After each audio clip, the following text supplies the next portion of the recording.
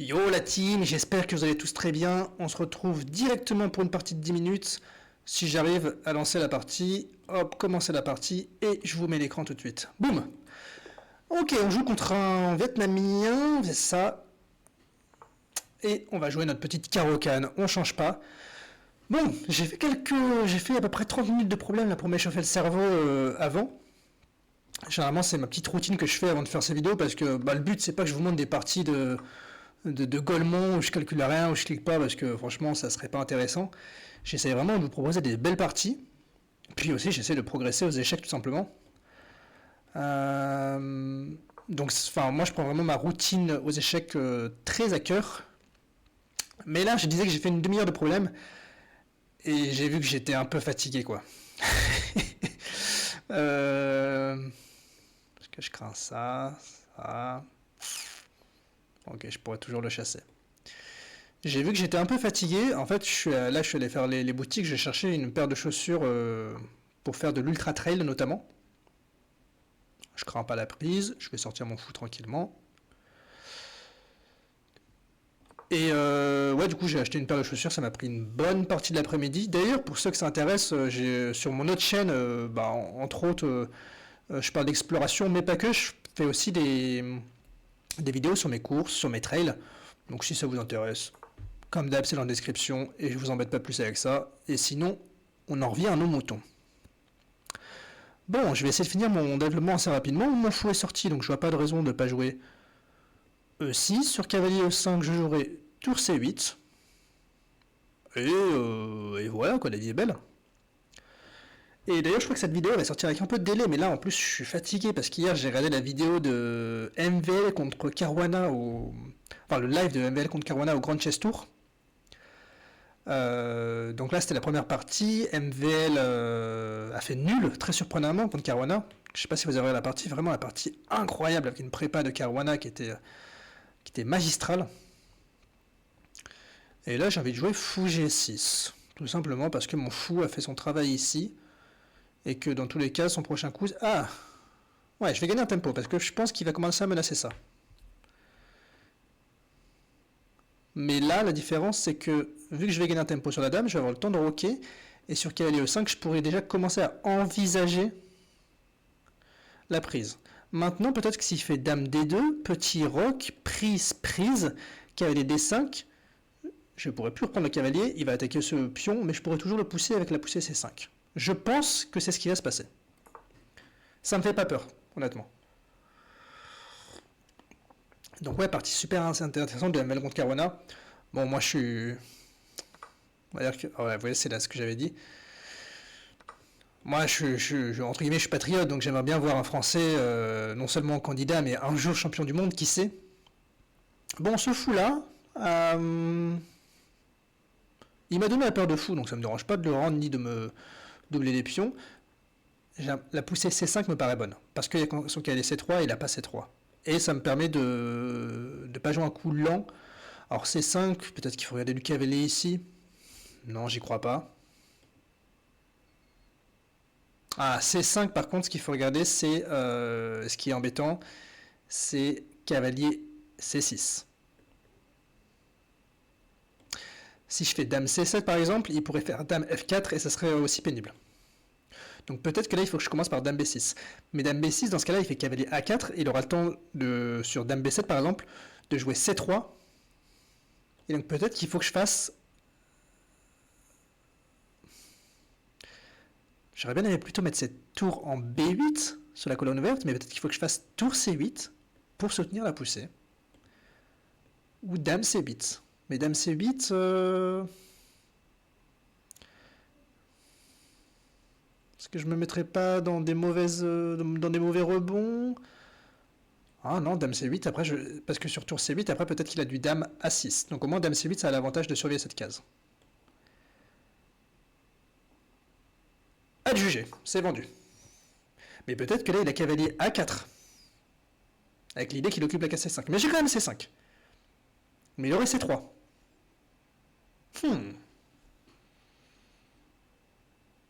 Et sur prise, il aurait tour C8 et attaque madame. Donc peut-être que sur C5, peut-être que sur cavalier A4, C5, C3, je joue juste tout ça. Ah, mais là, j'ai plus cavalier E4 parce que mon fou serait en prise. Ouh là là. Je pense que Dame C8, ça devait pas être théorique. Pour les raisons que je viens de vous citer.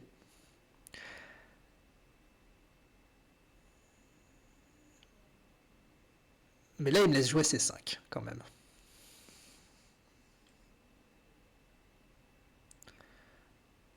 Et H5... Si je fais fou prend, il veut fou prend, fou ici.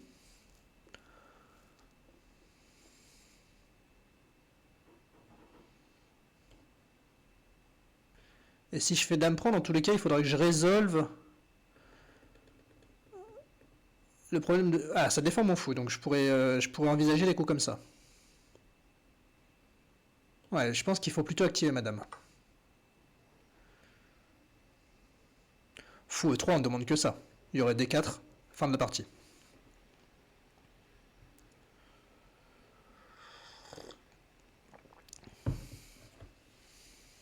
Bon, là, je veux remonter 1800 Elo.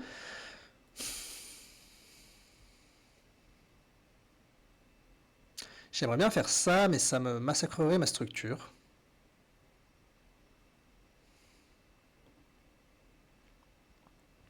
Si je fais cavalier H5, je me mets peut-être dans des pour provoquer l'échange des fous, je me mets peut-être dans des mauvais rebonds.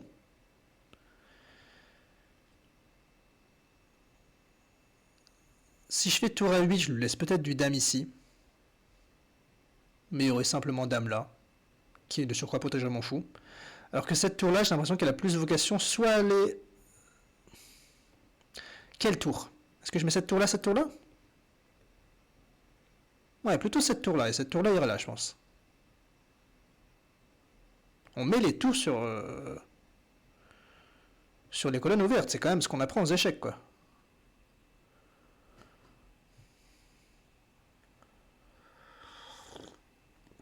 J'ai pas envie de déroger à la règle. Il faut tour B8, j'aurai quand même tour C7 et aucune des tours sera attaquée. Et je pourrais commencer à doubler et...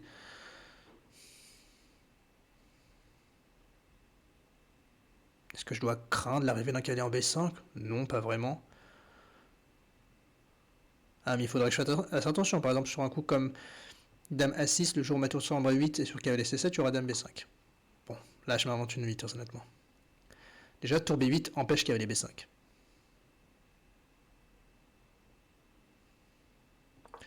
Je pense que là, sa volonté, c'est de mettre son cavalier en A4. Et c'est pour ça qu'il a surprotégé le pion C.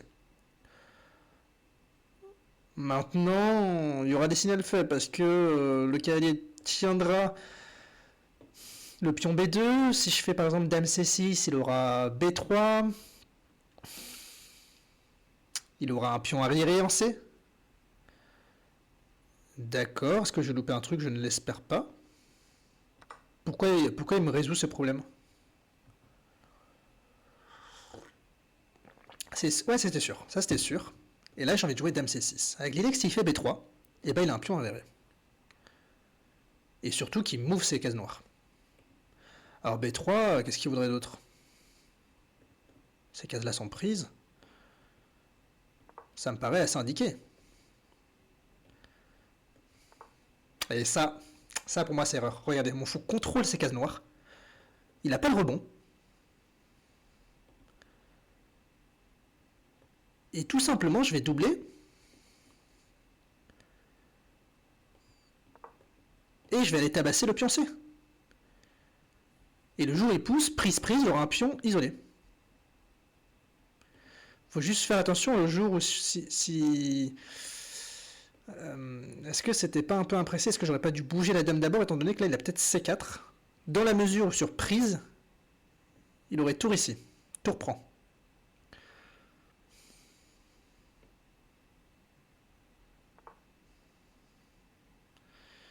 Donc je vais peut-être tranquillement bouger ma dame, avec l'idée que sur C4,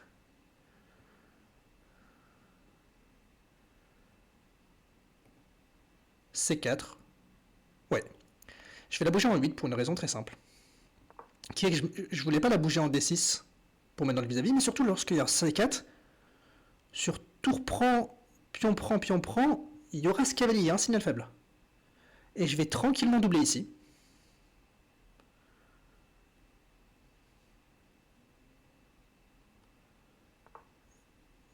Ça, je... Quoi? Il veut faire passer... Je pense qu'il veut pousser ici. Mais mon petit pote, ça va être un peu trop long, je pense.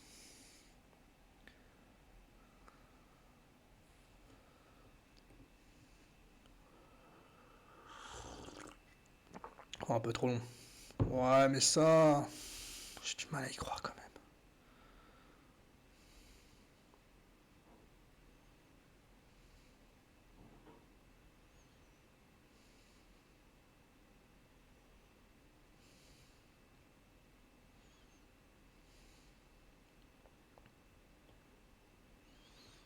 Après, il peut arriver assez vite sur... Mais j'aurais... J'imagine que j'ai juste ça, ça...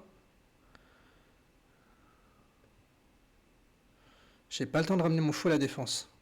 Si je fais ça, ça... Je peux faire ça intermédiaire. Et sur ça, et je reprendrai la dame. Ouais, je vais faire ça intermédiaire. L'idée, s'il prend, je prends sa tour. Et je considère que même s'il attaque mon roi, il aura passé l'attaque. Et s'il bouge sa tour, déjà, je vais remenacer le pion, avec gain de temps. Et je me laisserai tout simplement de prendre, et sur dame prend, je reviendrai avec le fou, et j'y crois pas à la poussée G4, G5. J'y crois pas. Alors ça, j'y crois, mais... Voilà, j'y crois pas du tout. Si ça marche, c'est vraiment... C'est vraiment pas de chance. Tout simplement. Donc là, est-ce qu'il faut que je reprenne ou est-ce qu'il faut que je reprenne pas? Oui, je pense...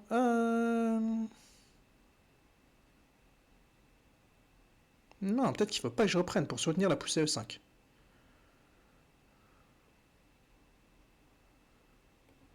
Si je fais prise, j'aurais du mal à venir...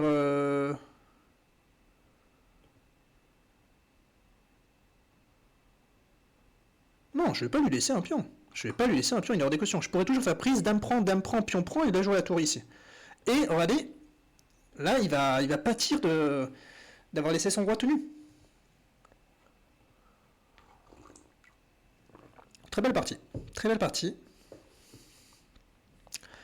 Qu'est-ce que vous pensez de la partie? Est-ce que vous trouvez que je fais une bonne partie? Est-ce que vous trouvez que je raconte trop ma vie? Si c'est le cas, désabonnez-vous, mettez-vous des pouces rouges. Ah, je rigole, je rigole. Non, mais c'est vrai que le but de cette chaîne aussi, c'est aussi de me faire plaisir, tout simplement. De progresser, mais aussi... J'aime bien parler, en fait. Je pense que vous l'avez remarqué. Mais là, la E5 me donne extrêmement envie, parce que il y aura un choix à faire.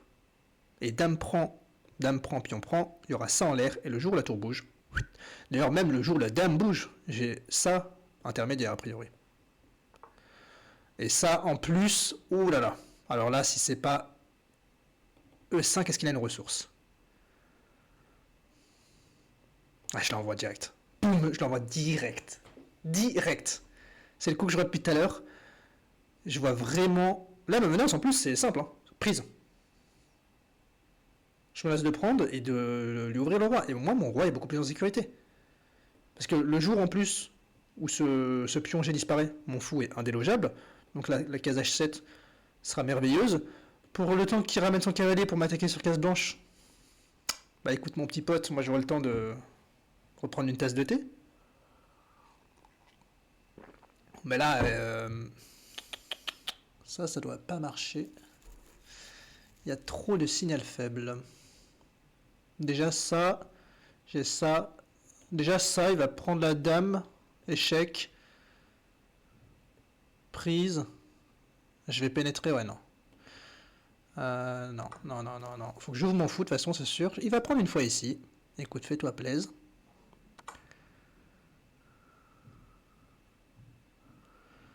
Sur cavalier là. Est-ce que je peux pas juste jouer ça?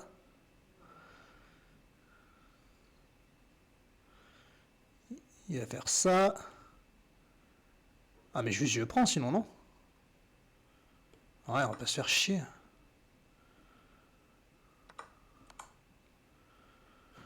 Bon, c'est une finale un peu moins avantageuse de ce que j'avais prévu de jouer.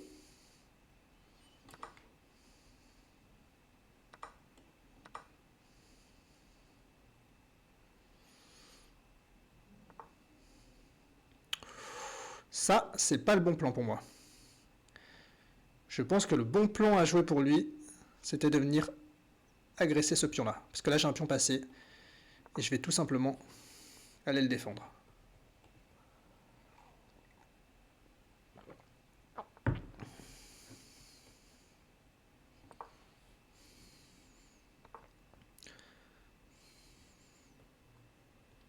D'accord, et sur ça, déjà, il fait quoi? Ou même sur ça? Sur ça, il fait quoi? Il veut ça? Sur ça, je pense qu'il veut ça, ça. Ah, mais j'aurais deux pions passés. Dont un que je pourrais défendre. Et s'il fait ça, je peux juste aller là.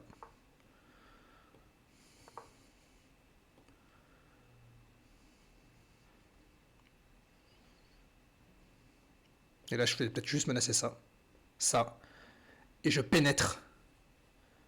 Pénétro, comme on dit. Ça va tomber. Ça va tomber de partout, monsieur. Je vous le dis, je coupe le roi, je coupe le king, il peut pas avancer. Ce pion-là est sous tension. Il va devoir venir ici. Mais je prendrai là. Il y a quelque chose qui va tomber. Sur ça, je prendrai ça. Puis... soit je prendrai ça, soit je reviendrai ici. Il va essayer de me flaguer, mais là, franchement... je mérite de la gagner, quoi. Tac, on va faire ça tranquillement. Après une fois. Ensuite, ça... je vais faire... je dis juste que je peux faire ça, sinon. Et peut-être juste venir défendre... tac, et là je vais menacer ça, attention. Quoique, est-ce que je vais vraiment le menacer? Je vais juste pousser ça, non?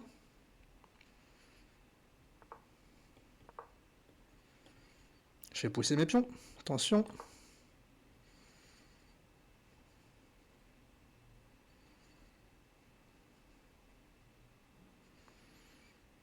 Petit flagueur, va.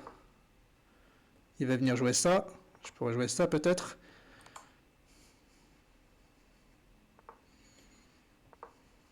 Ah, je laisse ça. Je laisse ce pion-là.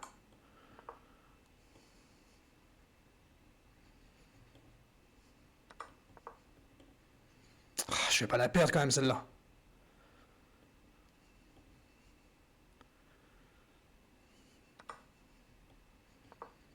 Sur ça, j'ai ça. Merci, au revoir.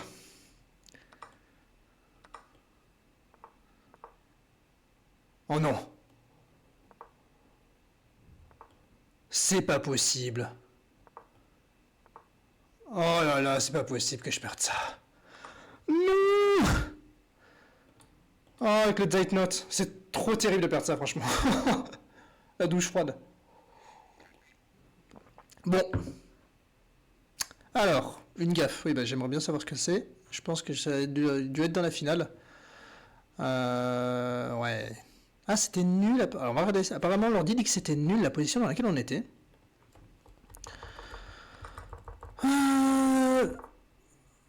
Là, fou prend F3. D'accord. Pourquoi? Bah, tout ça. Ben non, je peux même pas prendre là. Tour C8. Petit rock. Ouais, d'accord, je crois en bas, l'ordi donne le fou sans raison. Donc ça... alors ça, il y aurait G4 du coup, ça, quel est E5. Tour C8. Ah, mais ça c'est assez thématique.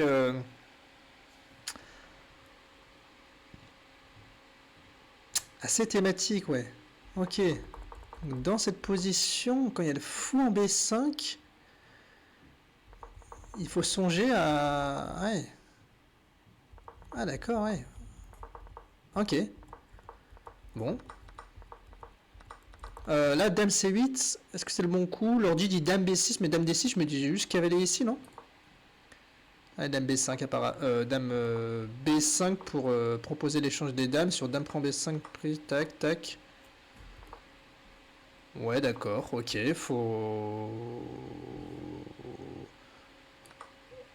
faut être confiant.